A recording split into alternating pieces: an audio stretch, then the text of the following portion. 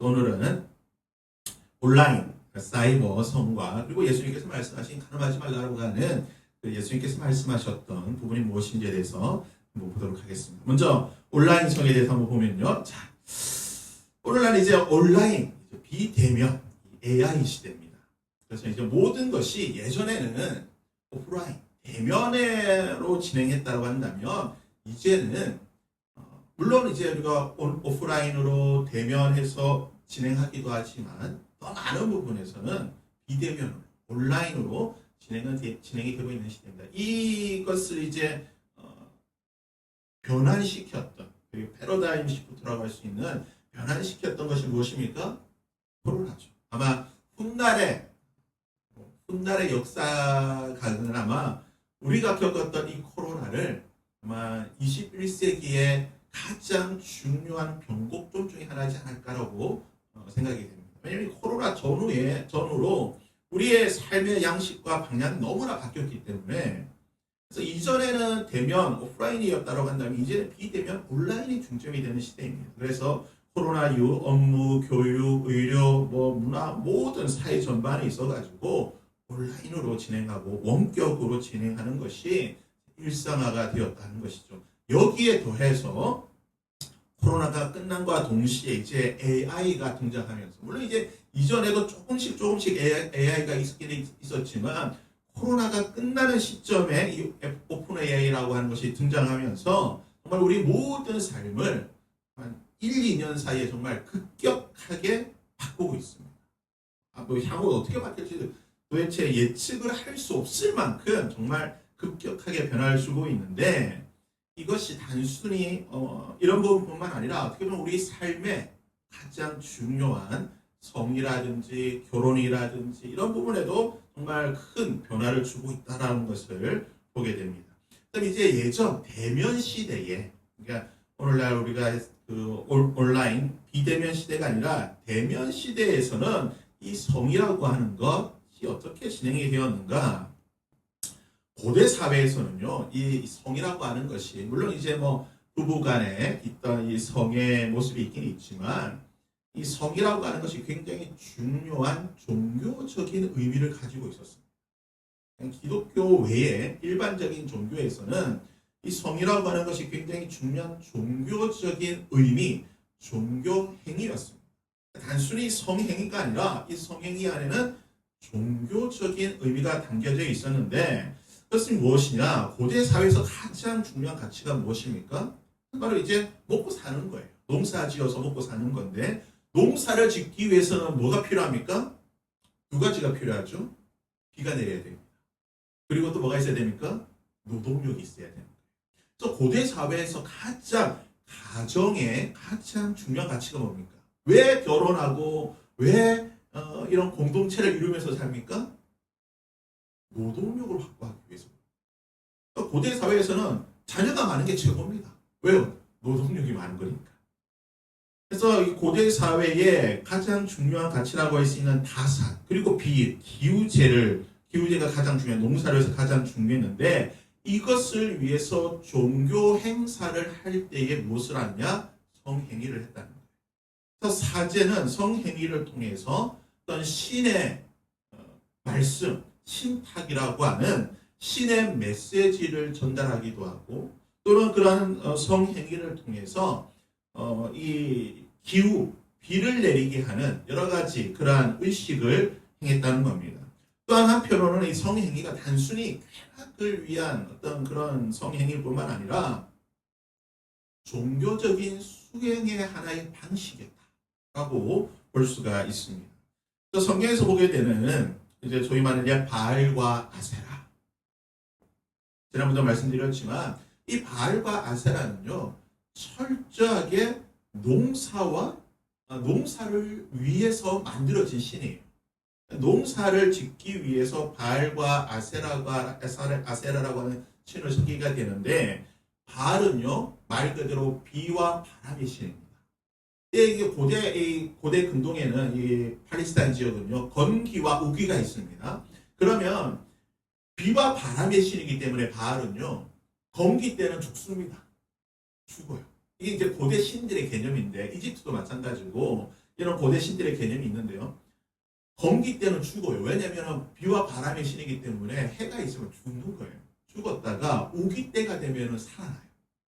살아나서 뭘 하냐면 자신의 부인인 아세라와 성행위를 하는 거예요. 이 성행위를 통해서 뭐가 내리냐? 비가 내린다. 그래서 바알과 아세라를 섬길 때 가장 중요한 게 뭡니까? 성행위를 해야 돼요. 그것이 뭐냐? 음란하게, 성경에서 표현하는 음란하게 섬긴다. 성경에서 계속해서 등장하는 하나님을 음란하게 섬긴다, 이방 신들을 음란하게 섬긴다, 이런 표현들이 등장한 게 뭐냐면 바로 이런 모습들 때문에 그런 거예요.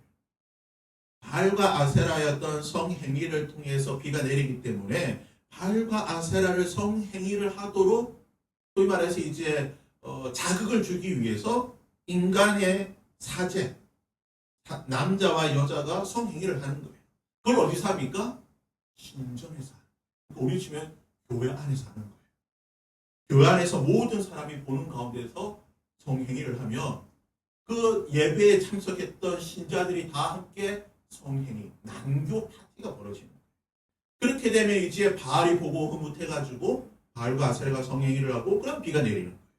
그러니까 이것을 위해서 바알과 아세라를 섬기는 게 고대 종교라는 거죠. 굉장히 중요한, 그러니까 단순히 그러니까 이 사람들에게는 간음이라고 하는 또는 어떤 성적인 순결이라고 하는 개념이 없습니다. 성행위는 나쁜 게 아니에요. 이들에게 있어서. 왜 그렇습니까? 신을, 우리의 가족을 위해서 하는 가장 중요한 의식인 거예요. 더 많이 해야 되는 겁니다. 이런 문화 가운데에 여호와 중 간음하지 말라. 남편과 아내 외에는 하지 말라고 하는, 이것은 당시의 기준으로 보면 거의 혁명에 가까운 생각이죠. 자, 그리고 이거는 고대 팔레스타인이라든지 또는 이집트뿐만 아니라 인도를 보시면요. 인도로 가보셨는지 모르겠죠. 저는 가보지 않았지만 인도에 가면요. 이게 인도 힌두 사원들이 있습니다. 그 중에 이제는 유명한 카주라호라고 하는 사원이 있는데 지금 이제 제가 일부러 사진을 좀 멀리 있는 걸 갖고 왔습니다. 그 사원 안에 지금 돌로 이게 조각해놨잖아요. 부족해놨는데 이게 뭐냐면 다 성행위 장면입니다. 남자와 여자의 성행위 또는 동성애, 심지어는 진승과 또는 신과 하는 온갖 종류의 성행위를 쫙 그려놨어요. 왜 그렇습니까? 힌두교에서 성행위라고 하는 것은 단순히 쾌락을 위해서 하는 게 아니라 뭐라고 아까 말씀드렸죠? 종교의 성행위가 수행의 하나의 방법입니다. 이 성행위를 통해서 수행하는 거예요. 명상과 득도하듯이 우리로 치면 뭐라고 할까요? 금식하고 기도하듯이 이런 성행위를 통해서 그런 것들을 한다는 거예요. 불교가 이 힌두교에서 어떤 불교가 나왔기 때문에 불교도 상당히 이런 힌두적인 사고들이 있습니다. 그래서 고대 불교 가운데 오늘날 이제 대승불교, 소승불교 말고 인도 지역에 있었던 이 고대 불교 중에 탄트라 불교, 그러니까 힌두교에 가까운 불교에는요, 부처가 우리는 부처가 이제 그 석가모니밖에 없잖아요. 석가모니밖에 모르지만 석가모니도 여러 부처 중에 한 명입니다. 이 부처가 몇 명 있는데 그 부처 중에 제일 높은 부처가 뭐냐면 바즈라타라라고 하는 부처인데 이 부처의 부인이 삭티라고 하는 이 신입니다. 지금 이 불상이에요, 불상. 이 둘이 성행위를 하고 있는 것을 통해서 부처가 수행하는 거예요. 마치 가부좌 틀고 명상하듯이 수행의 하나로서 성행위를 하는 거예요. 그러니까 이들에게 있어서 성행위라고 하는 것은 이들도 마찬가지예요. 간음에 대한 개념이 없는 거예요. 왜 그렇습니까? 내가 수행하는 거예요. 나의 수행을 위해서 다른 많은 사람들을 만나야 돼요. 많은 배우자를 만나야 돼요. 많은 파트너를 만나야 돼요. 수행을 위해서. 득도를 위해서. 개념이 없는 거예요. 그리고 이제 힌두교는 이렇게 숭이로 말씀드렸지만 이런 성행위뿐만 아니라 우리가 오늘날 지금 우리가 요가를 많이 하잖아요. 요가도 원래는 힌두교의 수행의 한 방식이에요. 그래서 이제 기독교는 요가에 대해서 그렇게 권하지는 않습니다. 이렇게 하는 거에 대해서 어떤 굉장히 좀 보수적인 분들은 야, 하면 안 돼! 라고 막 말하는 분도 계시긴 하지만 이 요가라고 하는 그 출발 자체가 힌두교의 수행의 하나예요. 사실 오른쪽에 보시듯이 이 힌두교를 신봉하는 사람들은 이렇게 요가 자세로 합니다. 온갖 요가 자세를 통해 몸을 막 이렇게 비틀면서 이게 이제 수행 이걸 통해 가지고 신과 하나 되는 고통을 통해서 신과 하나 되는 과정이기 때문에 이런 것들을 한다는 거예요.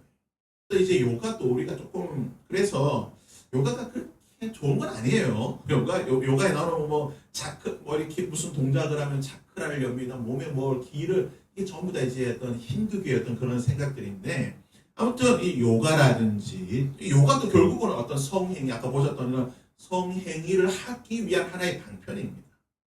굉장히 그래서 이들에게는 간음, 성의 순결에 대한 개념 자체가 없는 거예요. 또한 고대 사회는요, 우리가 소위 말하는 축제, 페스티벌이라고 하죠. 축제. 축제를 통해, 축제를 왜 하냐? 축제를 통해서 신을 즐겁게 하는 거예요. 신을 즐겁게 해야지만 신이 우리에게 뭘 줍니까? 비도 주고, 자녀도 주고, 뭘 주기 때문에 신을 즐겁게 해야 돼요. 신을 즐겁게 하기 위해서 뭘 해야 됩니까? 그러니까 고대 사회에서는 신과 우리가 똑같기 때문에 우리가 좋아하는 것도 신이 좋아하는 거예요. 우리가 술을 좋아하면 신도 술을 좋아하는 거고, 우리가 성을 좋아하면 신도 성을 좋아하는 거고, 우리가 돈을 좋아하면 신도 돈을 좋아하는 거예요. 그래서 이 페스티벌을 할 때에 술과 성을 통해서 신을 성, 특별히 술의 신이라고 하는 디오니소스라고 하는 그 신을 즐겁게 하기 위해서 술을 막 마시는 거예요. 그래서 온갖 술을 다 담아서 술에 만취되도록 마시면서 그 신을 즐겁게 합니다. 아프로디테, 비너스죠. 사랑의 신. 그 아프로디테를 즐겁게 하기 위해서 성행위를 하는 거예요. 이 페스티벌이라고 하는 것이 그 근본을 찾아보면 굉장히 이런 세속적인 거예요. 오늘날 이제 대표적인 페스티벌이 뭡니까? 브라질에 가면은 뭐가 있죠? 리우 카니발이 있습니다. 그럼 카니발 한번 자세히 보시면요. 굉장히 술과 성의 집합체입니다. 제가 이것도 일부러 사진 조금 멀리서 있는 거 갖고 와서 가까운 거 너무 야한 게 많아가지고 거의 뭐 헐벗은 사진밖에 없어서 그나마 옷을 많이 걸친 게 갖고 온 게 이겁니다. 일주일 내내 이런 복장으로 하루 종일 춤추면서 거의 뭐 무아지경에 빠져 있는 거예요. 음란한 모습. 자, 이건 뭐냐면 이제 델포이 시대 고대 사회에서는 아까도 말씀드렸지만 이게 그 성이라고 하는 것이 뭐냐면 신의 메시지를 받는 하나의 과정입니다. 그래서 고대 사회에서는 신전에 신의 메시지를 받기 위해서 뭐가 있겠냐 성행위를 통해서 신의 메시지를 받기 때문에 누가 있어야 됩니까? 반드시 여자가 있어야 돼요. 젊은 여자가 있어야 돼요. 그게 뭡니까? 이제 소위 말하는 무녀입니다. 무녀라고 불리는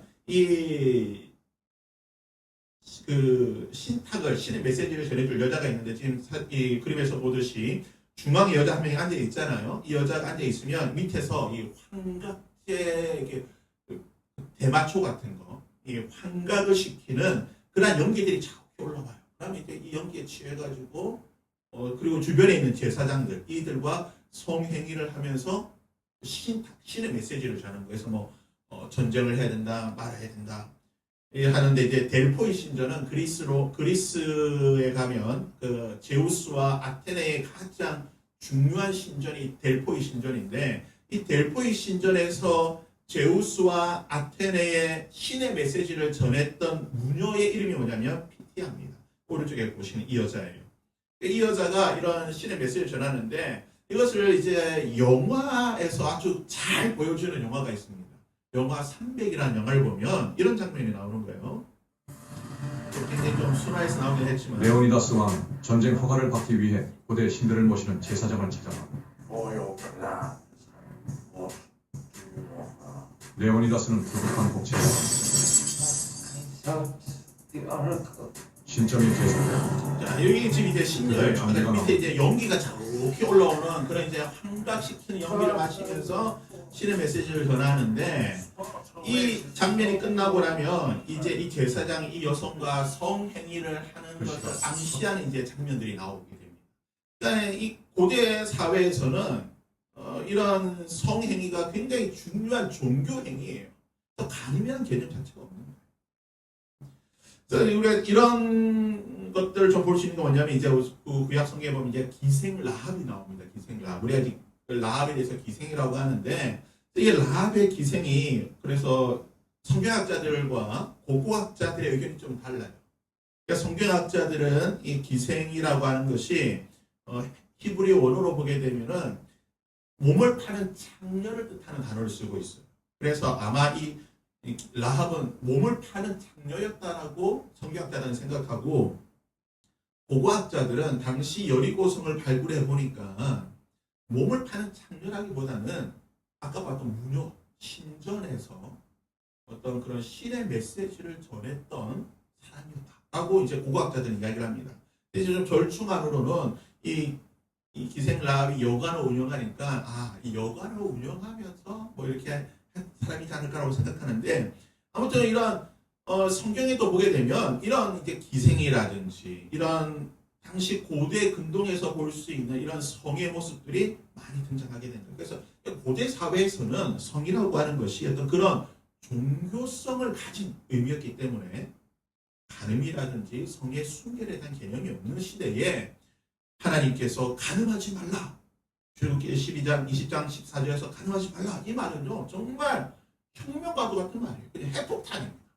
이 당시에 그냥 모두의 생각을 그냥 깨트리는, 뒤집어 놓는 정말 충격적인 말이 바로 간음하지 말라는 말이에요. 자, 고대 사회가 이런 어떤 성의 모습을 가졌다고 한다면 이것이 이제 중세로 넘어오면서 어떻게 바뀌게 되느냐? 고대 사회는 종교 행위이기 때문에 이것이 이제 공개적으로 성의 모습들이 있었다라고 한다면, 중세는요 이제 간접적인 대면의 시대입니다. 그래서 제가 이렇게 적었는데요, 직접적인 대면의 시대에서 간접적인 대면의 시대, 즉 문자, 글자와 그림을 통해서 어떤 성을 이렇게 접하게 되는 시대가 되었다. 그래서 공개적인 종교 행위, 뭐 바알을 섬기는 것처럼 이런 식으로 해서 그런 것들을 하지 없어지고, 대신 책이나 그림을 통해서 은밀하게 간음을 하는, 은밀하게 성을 즐기는 시대가 이제 중세로 넘어오면서 되었다는 거죠. 글자와 그림이 발달하면서. 짧은 영상을 보겠습니다. 데카메론이 카톨릭에서는 금서로 지정되고 미국에서는 1930년대까지 번역이 금지되었던 것을 생각해보면 그 내용이 얼마나 파격적일지 짐작이 되는데요. 저도 영국에서 유학을 할 때 영국에 있는 도서관에서 19세기에 영어로 번역된 데카메론을 봤는데 중간중간에 빈 페이지가 있는 거예요. 왜 이런 책이 있지? 하고 봤는데 이렇게 써 있는 걸로 기억됩니다. 여기서부터는 번역하기 부끄럽다. 그야말로 남녀 상렬지사라 글로 다 할 수 없다라는 말이겠죠. 중세의 가장 야한 작품이라고 나와 있죠. 이제 그 조반니 보카치오라고 하는 이 사람입니다. 1313년에 태어나서 1300년 후반대에 이제 이 데카메론이라고 하는 책을 썼는데요. 오른쪽에 보이는 게 이 데카메론 그 책입니다. 이 데카메론이 이 교수님 이야기했던 것처럼 너무 야한 책이에요. 근데 야한 내용만 있는 게 아니라 10명의 남녀 10명의 주인공이 100개의 이야기를 하는 거예요. 여러 가지 이제 그 이야기를 하면서 그 중에 이제 굉장히 야한 것도 있고 또 뭐 지혜로운 것도 있고 여러 가지 것들이 있는데, 이런 책을 통해서 결국 이제 이게 금서가 되긴 했습니다. 하여튼 이런 책을 통해서 글자를 아는 지식인들 중심으로는 해서 뭡니까? 이런 책을 통해서 혼자 은밀히 성을 즐기는 어떤 간음을 하는 시대. 그러니까 공개적인 어떤 것을 하는 것이 아니라 이제는 비공개적으로 혼자 책이나 그림을 통해서 어떤 간음을 하는 시대가 되었다는 거죠. 이제 글자를 아는 사람들이 이렇게 했지만 글자를 모르면 어떻게 합니까? 그림이 있지 않습니까? 그렇죠? 그래서 조선시대 때 보면은 유명한 춘화라고 있습니다. 김홍도도 춘화를 그렸다고요. 그 단원 김홍도도 춘화를 그렸고, 이 오른쪽에 있는 것이 이제 조선시대의 유명한 춘화집 중에 하나인 무산 쾌우첩이라고 하는 그림책입니다.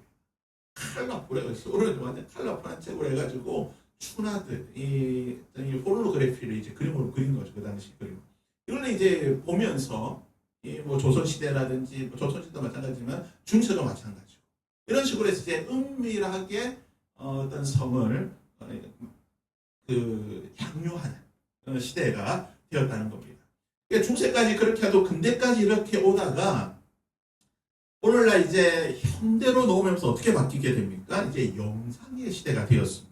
필름 카메라와 비디오 카메라가 등장하면서 이제 본격적인 시각적 영상 시대가 되었다는 거죠. 그래서 이제 이런 비디오와 카메라를 통해 가지고 그런 이제 뭐 여러 가지 잡지라든지 또는 이제 비디오라든지 이런 것들을 통해서 물론 이제 지금 여전히 비공개적으로 혼자서 어떤 이런 성적인 것을 가늠하는 즐기는 그런 시대가 되긴 했지만은 시간과 공간의 제약은 받죠.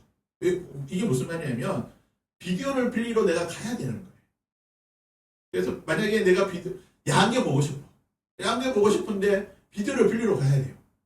빌리러 가려고 하면 내가 가야 되는 어떤 시공간의 제약도 있고 예를 들어서 갑자기 한밤중에 한 11시, 12시쯤에 갑자기 야한 보고 싶어가지고 비디오방 가면 비디오방 문 닫잖아요.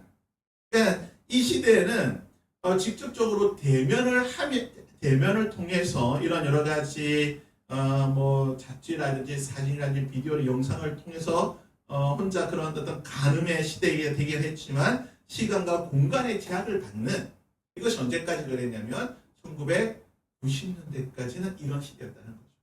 비디오라든지 또는 잡지라든지 또는 TV라든지 이런 것들을 통해서 하던 시대가 되었다가 2000년대가 되면서 어떻게 됩니까?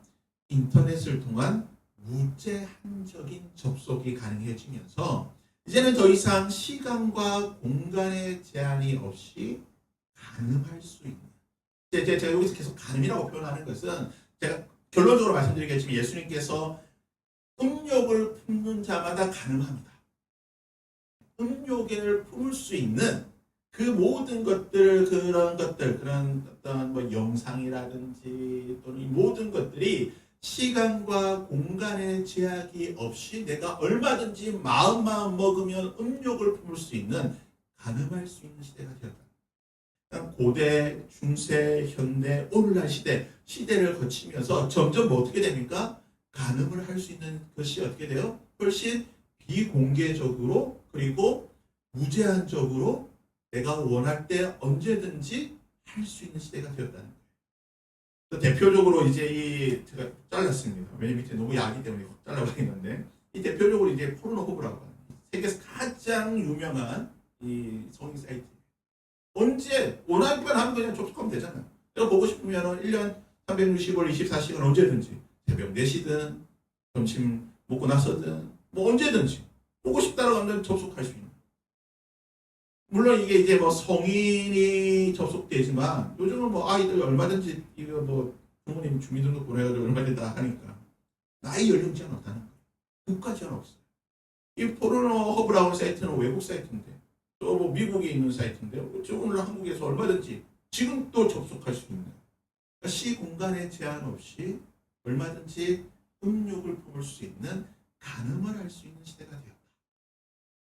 여기에 더해서 그러니까 이제 지금 온라인 비대면으로 가늠을 할 수 있는 시대에 더해서 뭐가 됐습니까? 이제 AI라고 하는 것을 통해서 여기에 이제 불난데 기름을 부은 격이에요. 불난데 휘발유를 부어버린 거예요. 이 AI라는 것이.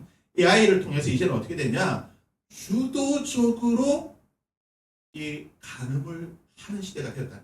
이게 무슨 말이냐면 예전까지는 소위 말하는 이게 성인물을 제작자가 성인물을 만들어서 공급해 주잖아요. 또 소비자는 제작자가 만들어주는 예를 들어 뭐 포르노라든지 그런 뭐 소설이니까 그런 써주는 것을 내가 그걸 비록 안 좋아해도 뭐 내 취향이 아니더라 할지라도 어쩔 수 없이 그걸 즐겨야 되는 좀 수동적인 입장이었다고 한다면 오늘날은 AI와 온리팬스라는 것을 통해서 이제는 내가 원하는 것들만 즐길 수 있는 시대가 되었다. 그러니까 AI를 통해서 내가 생각하고 내가 원하는 방향의 성적인 것들을 만들어서 그것을 내가 즐길 수 있고 온리팬스라와 그리고 이제 VR이라고 하는 것을 통해서 보다 입체적으로 감각적으로 내가 원하는 것들만 즐길 수 있는 시대가 됩니다. 내가 보고 싶은 것, 내가 즐기고 싶은 것들만 볼 수 있는. 정말 그래서 보시면요. 온리팬스 이거 지난번에 봤지만 2016년에 세워진 회사입니다. 근데 직원 한 명이 1년 동안 버는 돈이 제일 많다고 말씀드렸죠. 500억이 넘습니다. 직원 한 명당 500억이 넘습니다. 온리팬스가 보시면요, 2016년에 만들어져서 좀 별볼일 없다가 코로나를 기점으로 급격하게 성장했어요. 그러니까 코로나가 되면서 아주 제일 많이 성장한 회사가 온리팬스입니다. 이제 그 크리에이터라고 하는 이런 이게 영상물을 만드는 사람들 중에 가장 높은 이 조금 옛날 자료긴 하지만 지금은 거의 상위 랭커 대부분이 온리팬스입니다. 엄청나게 돈을 벌어요. 근데 통계 보니까 온리팬스에 나오는 사람들 거기서 제공하는 자료 영상물의 98%가 뭡니까? 성인물이에요. 엄청난 거예요. 예전처럼 그냥 뭐 수동적으로 하는 게 아니라 내가 원하는. 그래서 제가 온리팬스 오늘 한번 평가만 안 했습니다. 온리팬스 한번 이게 사이트 한번 들어가 봤어요. 그러니까 첫 페이지에 뭐가 나오냐면 이게 나와요.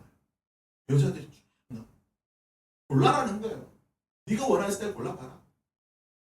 골라가지고 이 구독해서 이 여자에게 돈을 주고 네가 원하는 거 말해봐라. 네가 원하는 대로 즐겨라.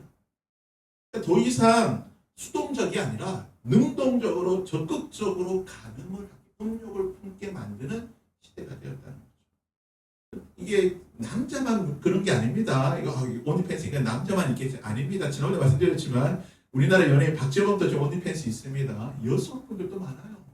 거기에 몸 좋은 남자 남자들 엄청 많습니다. 심지어는요 이런 경우도 있어요. 지금 우리나라도 있었는데 이건 태국 경우인데요. 태국의 남녀 10대 커플이 자기들의 성행위를 온리팬스에 올려가지고 돈을 버는 거예요. 누가 돈 준다고 하면 어떤 성행위 해서 하는 거 찍어서 올려주고. 그러니까 이게 더 이상 성이라고 이거 간음이라고 하는 것이 수동적이 아니라 적극적으로 능동적으로 할 수 있는데 아주 그냥 기름을 부은 게 뭐냐? AI와 온리팬스.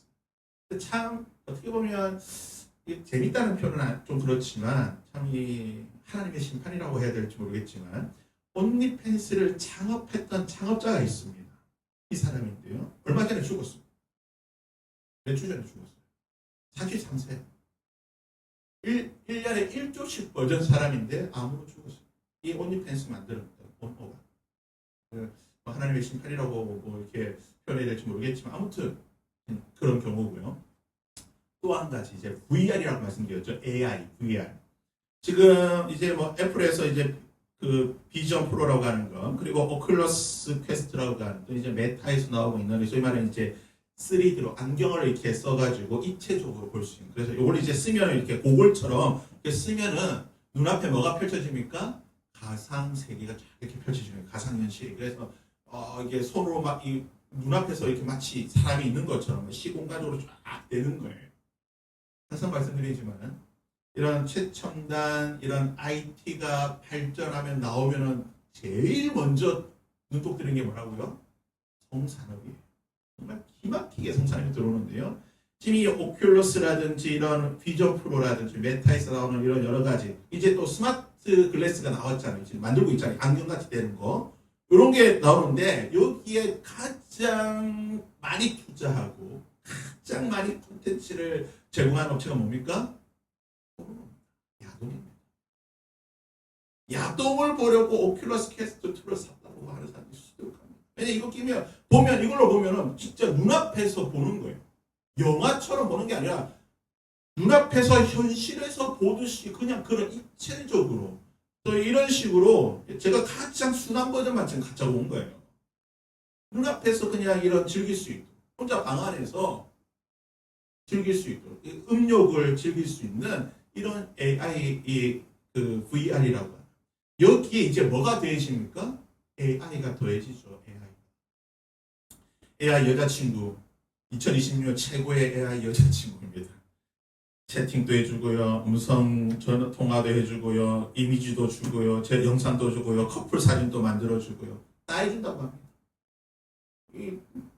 그래서 이게 실제로 이제 대화 이렇게 나오는 거예요. 나는 저런 조크가 되면 진지하게 좋아하는 사람이 뭐 이런 식으로 대화를 하면서 이제 AI의 상담은 기본이고 이제 이런 어떤 자신의 그런 어떤 여러 가지 것들을 공유한 마치 연인처럼 공유하는 시대가 되었다는 거죠. 그래서 시대들 중에 드라마나 웹툰, 소설 속 가상인물의 성격과 말투를 학습한 인공지능과 할 수 있고 자신만의 캐릭터를 직접 만들어 뽐낼 수 있어서 10대, 20대 사이에서 큰 인기를 끌고 있습니다.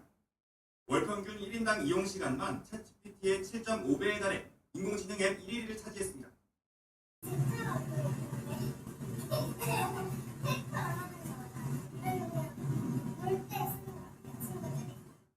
방송통신위원회는 생성형 AI 이용자 보호를 위한 가이드라인에서 콘텐츠 수위와 관련해 제타의 사례를 소개했습니다. 성인물 수준의 콘텐츠가 생성되지 않도록 제한하고 있다는 제타의 내부 약관을 그대로 인용했는데 실제는 정반대였습니다. 메인 페이지부터 눈살을 찌푸리게 할 정도의 적나라한 묘사가 나오는가 하면 캐릭터 설명에는 이용자 시선을 끌기 위한 자극적이고 고속한 단어가 난무합니다. 인공지능이 오히려 성적인 대화를 먼저 유도하기도 합니다. 문제는 성인 인증 없이 미성년자도 이용할 수 있다는 점입니다. 이 앱은 만 14세 이상만 가입할 수 있도록 규정하고 있습니다. 하지만 2022년생의 구글 계정을 이용해 2011년생으로 생년월일을 입력하면 바로 가입이 가능했습니다. 여기에 미성년자 계정이라도 부모님 등의 휴대전화 문자 인증 한 번이면 성인 인증까지 가능했습니다.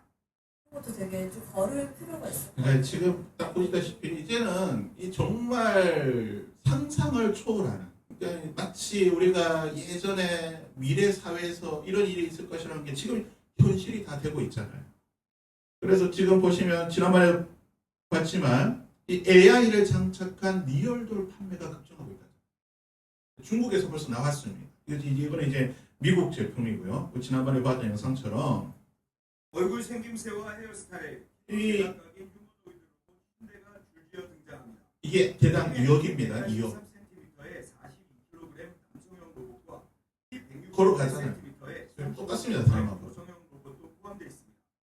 피부는 탄성 실리콘으로 만들었고 머리카락과 눈썹, 속눈썹도 세심하게 심었습니다. 중국 로봇 기업 유니테크가 공개한 감성형 휴머노이드 로봇 U1입니다. 업체는 해당 로봇이 인간과 교감하며 30개의 미세한 표정을 구현할 수 있고 사람의 말을 알아듣고 자연스러운 반응을 할 수 있다고 설명했습니다. 88개 센서와 관절로 구성되어 있어 자연스러운 움직임도 가능하다고 설명했습니다. 업체 대표는 로봇의 발달이 2억이 넘는데 벌써 만 명, 15,000명이 구입을 예약을 했다고 합니다. 지금 이 시대가 정말 우리가 생각할 수 있는 것을 뛰어넘는 이 AI와 그리고 VR과 그리고 이제 옴니패스, 이 모든 것들이 복합적으로 결합이 되면서 정말 우리가 생각할 수 없는 시대가 되었다는 거예요. 그래서 중국은 이제 이렇게 이런 일을 하고 있습니다. 伴侣关系产生一些错误的认识。 AI 연인 서비스가 성인은 물론이고 미성년자의 정서 발달에 심각한 악영향을 미칠 수 있다는 주장인데요. 실제로 지난해 중국 청소년 연구센터가 미성년자 8,500여 명을 조사한 결과 응답자의 20% 이상이 AI하고만 대화하고 싶다, 진짜 인간과는 교류하고 싶지 않다고 답했다고 하니 언뜻 보기에는 그럴싸해 보이는 명분입니다. 하지만 이 소식을 조금 다르게 바라보는 시선도 있습니다. 아까 말씀드렸지만 7계명이 단순히 간음을 말하는 게 아니라 그것을 통해서 뭡니까? 가정을 지키는 거예요. 가정. 하나님께서 주신 가정. 부모와 자녀라고 하는 이 가정. 이런 이제 AI라든지 또는 VR이라든지 이런 것을 통해 가지고 사람과의 관계, 사람과의 결혼이 아니라 이게 뭡니까? AI, 가상. 이게 가정이 파괴되는 거예요. 이거는 이제 넓은 의미에서 보면 결국 이것도 하나의 간음이라는 거예요. 넓은 의미에서 보게 됩니다. 그러니까 간음의 개념을 확장했을 때에 결국 이것도 또 다른 간음, 음욕의 하나의 모습이 될 수 있다는 겁니다. 얼마 전에 우리나라에서 아주 시끄럽게 했던 이 누굽니까? 이 뭐 장동규입니까? 얘가 집안의 리얼돌로 자기 어떤 성적인 욕구를 해소하다가 이게 충족이 안 되니까 어떻게 했습니까? 결국은 온라인에서 이게 만족이 안 되니까 오프라인에 나와가지고 성폭행을 하려다가 이 여고생을 죽였잖아요. 굉장히 이게 단순히 뭐 온라인에서 뭐 AI 해서 뭐 불문제였겠지, 그게 아니라는 거예요.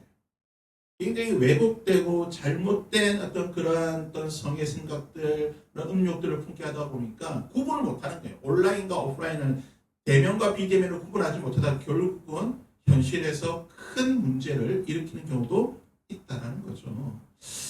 그래서 지금 우리나라 30대 남성의 결혼하지 않았던 50%입니다. 중국은 더 심각하다고요. 미혼 남성이 3천만입니다. 그러니까 중국은 이러다 보니까 결혼하지 못하는 여자가 없어서 결혼하지 못하다 보니까 어떻게 됩니까? 결국은 그런 사람들이 대안으로 찾는 게 뭡니까? 결국은 뭐예요? AI를 찾는, 아까 보셨던 그런 것들 찾는 거예요. AI를 통해서 자신의 어떤 그런 연애 감정들을 해소하고 또는 AI 리얼들을 통해서 어떤 성적인 것들을 해소하는 시대가 된다.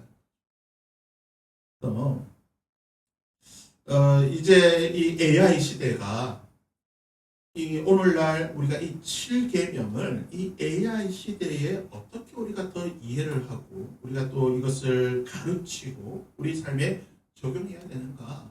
참 안타까워서 뭐냐면 신학은 항상 늦어요. 신학이 이런 부분에 대해서 빨리 고민하고 좀 앞서가서 해결점을 제시하고 어떤 가이드라인을 제시하고 해야 되는데 이 늦어요. 문제가 다 터지고 나서 뒤늦게 와가지고 막 이렇게 하려고 하는 게 좀 있다 보니까 좀 안타까워요. 그래서 좀 신학자들이나 또 목사님들이 좀 이런 데 좀 더 많이 공부를 해서 빨리 가이드라인을 제시하면 좋은데 그래서 예수님께서 말씀하신 간은 예수님께서 말씀하신 간이 뭡니까? 마태복음 5장 27절 28절에 보면 간음하지 말라라고 너희가 들었으나 예수님께서 뭐라 여자를 보고 음욕을 품는 자마다 간음합니다. 무슨 말입니까? 예수께서 살인에 대해서도 똑같이 말씀하셨어요. 너희가 살인하지 말라고 들었으나 형제를 향하여 라가라고 말하고 형제를 향하여 분을 품고 있는 자는 살인한 자다. 무슨 말입니까?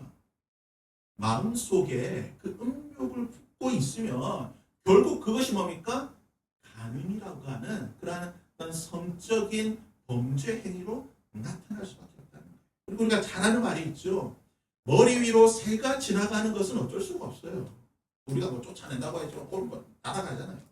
그렇지만 새가 지나가다가 내 머리 위에 똥을 싸면 어떻게 됩니까? 빨리 치워야죠.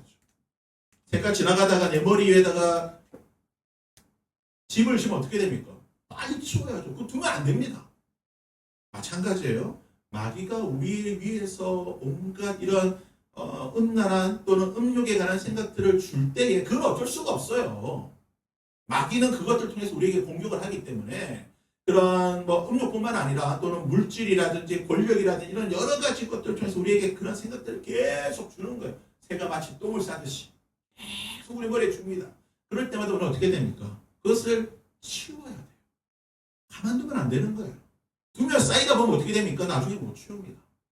나와 하나가 되버려요. 내 머리와 하나가 되는 거예요. 새 집이 하나가 되고 새 똥이 하나가 되는 거예요.